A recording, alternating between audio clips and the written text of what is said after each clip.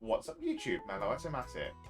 So I was going to be doing a discussion on the Boost PR pack campaign issues, but Bushiroad drops a very important producer's letter that I'd rather cover instead, and it kind of addresses the issue I was going to discuss anyway.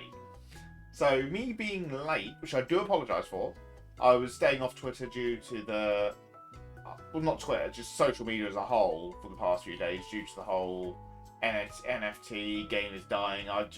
My emotional level had hit a rock bottom, and it was that I just wanted to step away from the game for a few days. So I do apologise this didn't go up on Wednesday, but because it's now got to Friday and I'm rushing to edit this, now the producer letter's come out, it's benefited in the long run. But let's swap screens and you'll see what I mean. Alright, so as you can see here, we've got the producer's letter. And this is from Mr. Tyra-san. So, going to start from the top. Dear Cardfight, thank you for continued support. Listening to letter saves like addressing concerns raised from the community recently. First one is the Lyrical Booster LSR campaign. They are apologising for what they've done. They want to try and introduce new interesting ways. So for those that haven't seen, it was when you pulled an LSR, it gave you a code which you then scanned to get a digital copy of the card with the giant gold congratulations on it. If I do remember, I'll pop a visual image up of what they look like on here.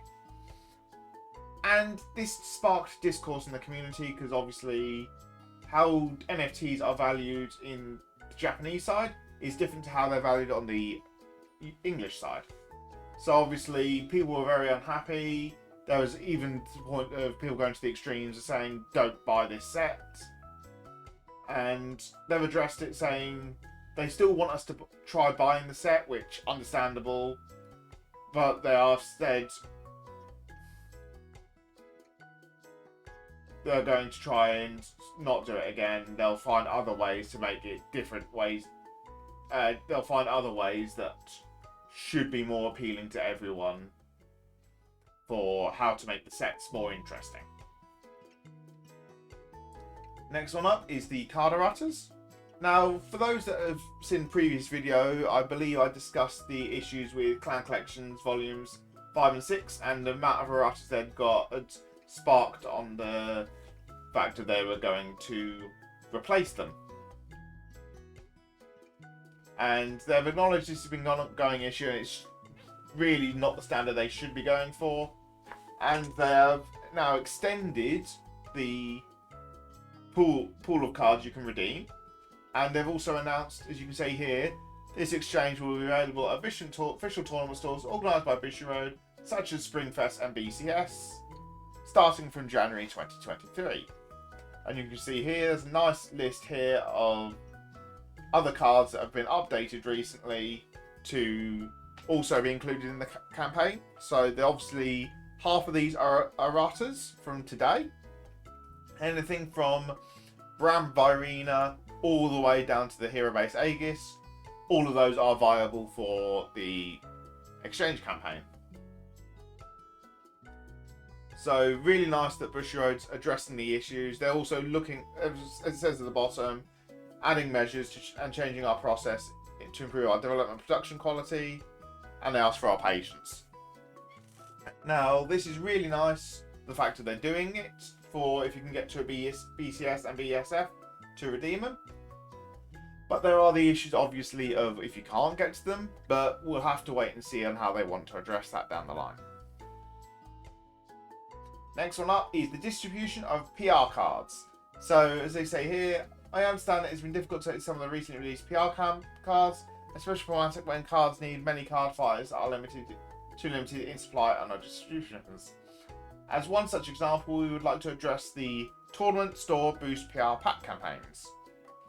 So this was one, the best example of this is one that they dropped a few days ago, showing the ones for BTO 7 and BTO 8.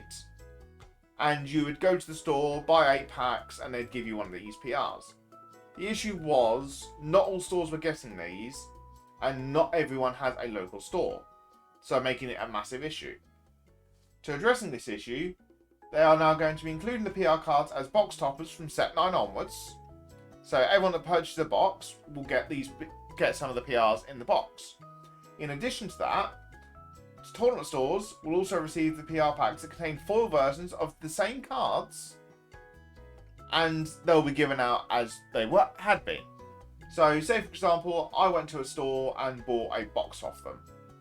I would get 2 PRs within the box, because that's how Bushiroad's doing it. 1 PR for each 8 packs. And then the store themselves would then give me 2 additional PRs. 1 for each of the 8 packs. So the PRs are now coming very heavily into circulation, which is going to drive down the high prices some of the PRs have been gaining. And this is a really good step forward by Bushiroad. And they are saying at the bottom that we understand this is not all the concerns covered. But they are still working to trying to improve is the best response. So all in all, very interesting producer's letter. Obviously, it didn't cover all the issues, as they said themselves, but the bits they have covered have been the most vocal issues as of lately, outside of the one issue that's been vocal, which is the US version of Dear Days is at $70, which is more than every other version, and it's more than a basic Switch game would cost. But we don't know how they can and can't address that. Overall, really impressed. But that is going to be it for this video. If you haven't done so already, please do like and subscribe. It very much does help the channel. And I'll catch you guys in the next video. Bye bye.